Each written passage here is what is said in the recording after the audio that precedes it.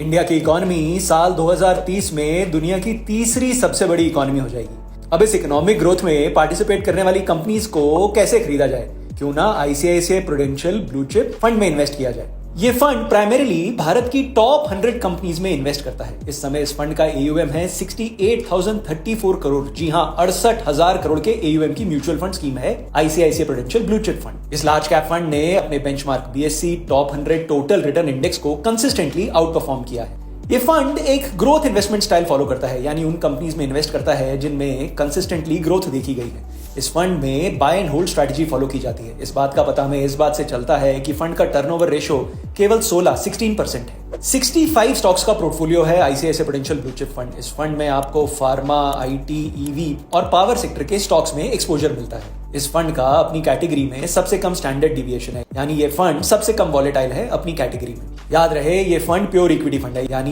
ये एक very high risk category की म्यूचुअल फंड स्कीम है। इसमें तभी इन्वेस्ट करें अगर आपका इन्वेस्टमेंट होराइजन 3-4 साल या उससे अधिक है। ICICI prudential blue chip fund के बारे में अधिक जानकारी के लिए आज ही जेड फंड्स ऐप डाउनलोड करें और बात करें अपने जेड फंड एक्सपर्ट से। जेड फंड्स, जहां है आपकी इन्वेस्टमेंट सही और आसान। Mutual fund investments are subject to market risks. Read all scheme related documents carefully.